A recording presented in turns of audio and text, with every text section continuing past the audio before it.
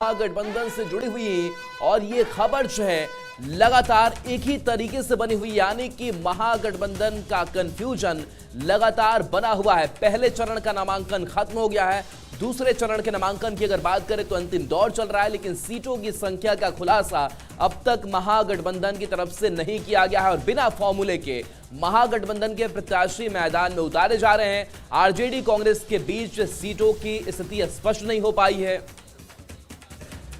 वाकई महागठबंधन में कंफ्यूजन है और इस कंफ्यूजन का क्या समाधान निकलेगा और कब तक निकलेगा, इसकी जानकारी हम अपने संवाददाता संजय से लेते हैं। संजय, बताइए कि ये कंफ्यूजन दूर नहीं हो रहा है। जाहिर तौर पर एनडीए में जहां सब कुछ ठीक है, वहीं दूसरी तरफ महागठबंधन में उलझन लगातार बरकरार है और ये उलझन सुलझती हुई कब तक नजर आएगी?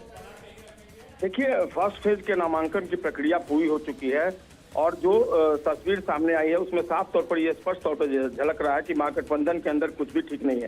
सीपीआई ने जो अपने उम्मीदवारों की सूची जारी की है उसमें 3 ऐसी सीटें हैं जिसमें उनके सीधे तौर पर कांग्रेस से मुकाबला है। राजा पाकर, जहां प्रतिमा दास कांग्रेस की कैंडिडेट हैं, रोसड़ा जहां बीएस रवि हैं, और पछवाड़ा जहां गरीब दास चुनाव लड़ रहे हैं, वहां पर सीपीआई ने अपना उम्मीदवार खड़ा कर दिया है।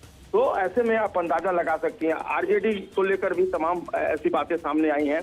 कहा तो ये जा रहा है कि जो कुटुंबा कांग्रेस प्रदेश अध्यक्ष राजेश राम का विधानसभा क्षेत्र है, वहां से आरजेडी अपना प्रत्याशी उतारने का फैसला कर चुकी है। वाकई संजय, अलग अलग राजनीतिक दलों की तरफ से अपने अपने उम्मीदवारों के नामों का ऐलान किया जा रहा है और इसी बीच अगर हम बात करें एनडीए घटक दल की तो मजबूती काफी ज्यादा है और इधर महागठबंधन में सब कुछ अस्त व्यस्त फिलहाल नजर आ रहा है। इसी बीच एक और बड़ी खबर अपने दर्शकों को बताएंगे। दरभंगा के आलमनगर से बड़ी खबर आ रही है, इस वक्त की बड़ी जानकारी अपने दर्शकों को दे दें।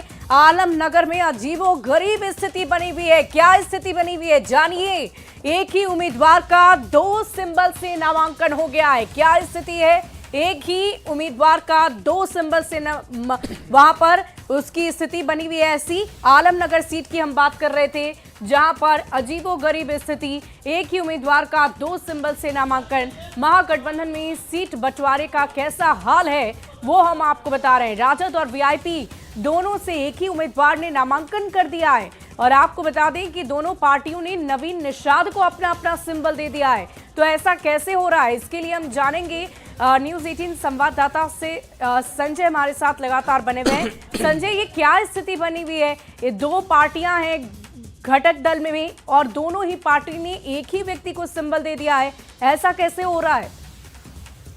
सीट बंटवारे को लेकर जो पार्टियों के बीच कोऑर्डिनेशन की कमी है, इसका किस तरीके से खामियाजा भुगतना पड़ रहा है इन पार्टियों को। एक ही कैंडिडेट नवीन निषाद, उन्होंने अलीनगर सीट से आरजेडी से भी नॉमिनेशन कर दिया और उसके बाद वीआईपी का भी उन्होंने सिंबल ले लिया और एक ही दिन दोनों पार्टियों से उन्होंने नामांकन कर दिया। न्यूज़ 18 की बातचीत हुई है, जो प्रत्याशी हैं आरजेडी और फिलहाल वीआईपी दोनों के ये प्रत्याशी हैं नवीन निषाद, उनसे जब ये पूछा गया कि उन्होंने दोनों पार्टियों से कैसे सिंबल ले लिया और कैसे नामांकन कर दिया, तो कोई स्पष्ट जवाब नहीं दे पाए। उन्होंने साफ तौर पे कहा कि अब वो एक पार्टी से अपना नामांकन वापस ले लेंगे।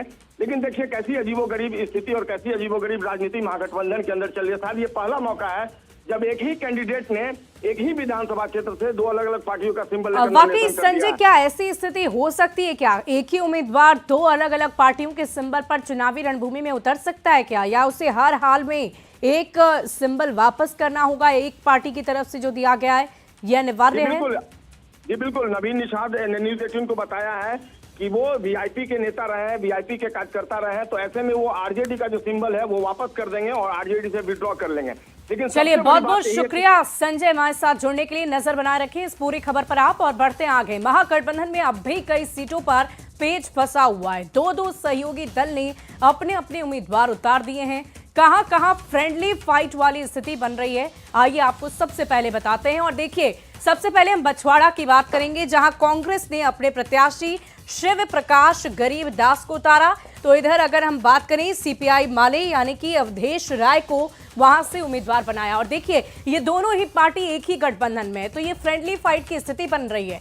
बढ़ते आगे, वैशाली में आरजेडी ने अजय कुशवाहा को उतार दिया और इधर कांग्रेस की बात करें तो संजीव कुमार को उतारा गया है। तो आप इस फ्रेंडली फाइट की स्थिति भी देख रहे होंगे। लालगंज की हम आपको जानकारी देते हैं। यहां पर राष्ट्रीय जनता दल की तरफ से शिवानी शुक्ला बनाई गई हैं उम्मीदवार और इधर कांग्रेस की तरफ से आदित्य कुमार राजा उम्मीदवार बनाए गए हैं।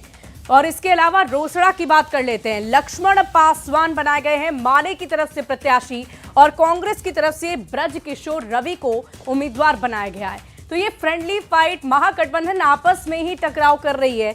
और ये देखिए, सीपीआई से शिव कुमार यादव बनाए गए हैं बिहार शरीफ से उम्मीदवार और उमैर खान को कांग्रेस की तरफ से उम्मीदवार बनाया गया है। तो ये लगातार हम आपको जानकारी दे रहे हैं अलग अलग सीटों की। कुल मिलाकर 8 ऐसी सीटें हैं जहां पर ये फ्रेंडली फाइट की स्थिति बन रही है।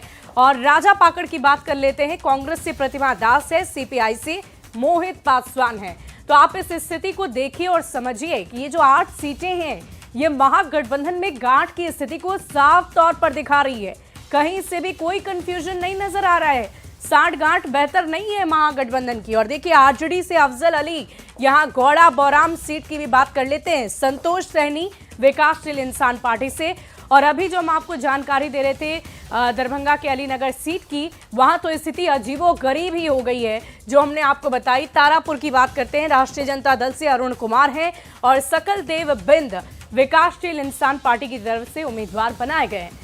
तो देखिए, एक एक सीट की हमने आपको जानकारी दी है कि कहां पर क्या स्थिति बनी हुई है। अब सवाल यही उठते हैं कि आखिर ये 60 गांठ कब तक सही हो पाएगी। अब तो पहले फेज का नॉमिनेशन भी हो गया है। कहीं महागठबंधन के लिए ये एक बहुत बड़ी मुश्किल ना खड़ा कर दे, क्योंकि जाहिर तौर पर जनता आखिर किस पर भरोसा करे अगर गठबंधन में ही 60 गांठ बेहतर ना हो तो। बढ़ते आगे, बिहार विधानसभा चुनाव को लेकर महागठबंधन में टकराव देखने को मिल रहा है। कई विधानसभा सीटों पर महागठबंधन के दलों ने नामांकन दाखिल कर लिया है। महागठबंधन में सीटों को लेकर बने कंफ्यूजन पर बयानबाजी भी तेज हो गई है। और इसी पर बिहार के उप मुख्यमंत्री सम्राट चौधरी ने क्या कहा है, आपको सुनवाते हैं।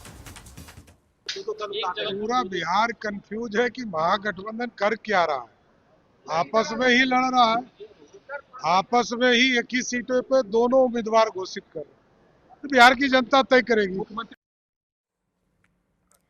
और देखिए, इधर चिराग पासवान ने यह कहा है कि एनडीए की एकजुटता को लेकर विपक्ष की ओर से भ्रम फैलाया जा रहा था, जबकि सीट से लेकर प्रत्याशी तक गठबंधन में सहजता से फैसला ले लिया गया है। दूसरी ओर महागठबंधन में सिर्फ टोवल की स्थिति बनी हुई है और स्थिति तो ये हो गई है कि सीटों की संख्या तक ये लोग घोषित नहीं कर पाए। ऐसे में ये लोग प्रत्याशी और सीटों की क्या बात करते हैं। तेजस्वी यादव जी,